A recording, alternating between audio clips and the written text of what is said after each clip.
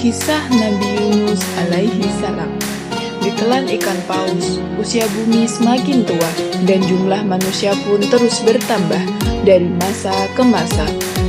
Allah terus mengutus para nabi serta rasul untuk membimbing manusia, namun godaan dari iblis juga tidak pernah berhenti membuat manusia terus-menerus jatuh dalam dosa.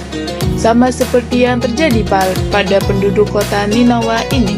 Mereka berpaling dari Allah dan menyembah berhala, menciptakan patung-patung berhala itu dalam berbagai wujud mereka. Mengikuti ajaran nenek moyang dan meneruskannya lagi ke anak cucu.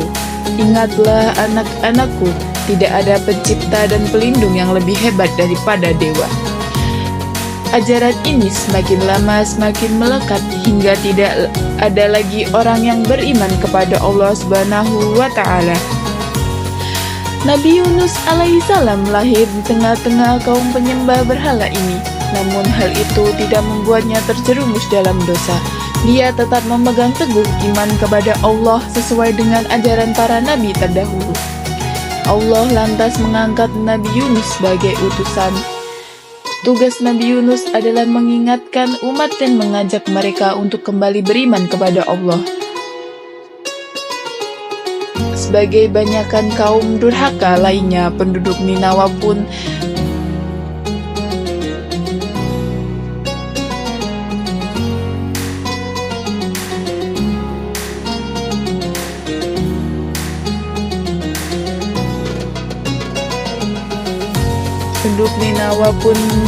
menganggap dakwah Nabi Yunus banyak yang mengaku sebagai utusan Tuhan, namun semuanya bohong. Apakah benar Tuhan yang kau sembah itu ada? Jika engkau tidak bisa menunjukkan wujudnya, bagaimana kami bisa percaya? Nabi Yunus mengingatkan kaumnya, Ninawa akan menjadi tempat bagi orang-orang yang penuh dengan dosa. Sedangkan bagi mereka yang beriman, Allah akan mengangkatnya ke surga. Namun semua ancaman dan janji indah ini tidak bisa menggoyahkan kepercayaan penduduk Ninawa. Selama beberapa waktu, Nabi Yunus terus berdakwah, namun dan kecewa. Nabi Yunus berdoa kepada Allah dan memohon petunjuk. Apa yang harus dilakukan untuk menyadarkan penduduk Ninawa ini? Namun sebelum Allah menurunkan wahyu, Nabi Yunus telah memutuskan lebih dulu. Dia pergi meninggalkan kaumnya. Nabi Yunus berjalan menuju ke pantai. Namun sebelum Allah menurunkan wahyu, Nabi Yunus telah memutuskan lebih dulu. Dia pergi meninggalkan kaumnya. Nabi Yunus berjalan menuju ke pantai di sebuah kapal yang sudah hampir tentram, dan Nabi pun bimbang apakah yang diambil ini keputusan yang tepat, dan mengingat perilaku kaumnya yang keji. Nabi Yunus menaiki sebuah kapal yang akan berlayar. Nabi Yunus saja yang memutuskan untuk menyendiri. Tiba-tiba saja angin bertiup kencang. Langit malam yang gelap mulai menghiasi kilatan-kilatan petir disertai dengan gemuruh yang menggelegar. Badai akan segera datang. Badai mengamuk dengan ganas, membuat kapal terombang-ambing. Para penumpang mulai panik ketika melihat air mulai membanjiri lambung kapal. Kapten kapal kita mulai tenggelam.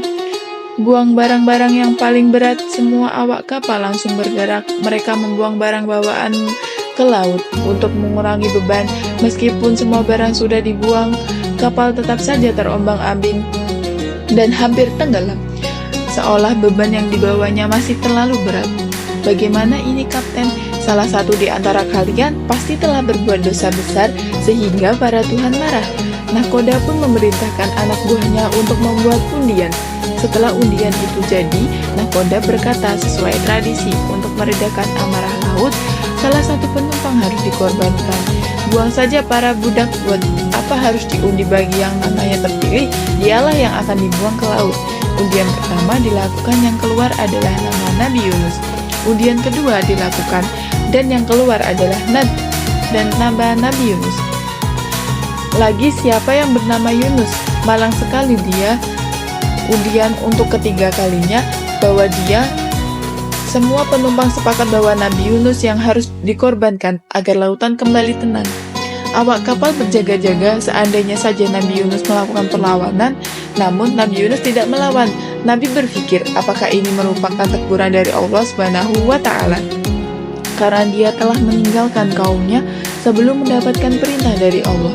Nabi Yunus berdiri di samping perahu dan melihat lautan yang bergejolak dipenuhi ombak besar. Sungguh pemandangan yang mengerikan. Gelapnya malam terasa semakin mencekam. Nabi menutup mata dan memantapkan hati melompat ke laut dalam sekejap. Dia tercebur ke dalam air yang dingin. Saat Nabi membuka mata, seekor ikan paus yang sangat besar berada tepat di depannya. Ikan paus itu melahap dan menelan Nabi hingga jauh ke dalam perut. Kemudian ikan itu menyelam jauh sekali ke dalam lautan. Nabi mencoba mengeram tangan, kaki, kepala, dan seluruh tubuhnya. Semuanya masih terasa normal. Alhamdulillah, Nabi masih hidup. Namun kini terjebak di dalam 3 kegelapan. Malam kegelapan perut ikan dan kegelapan dasar lautan. Nabi merasa sungguh berdosa.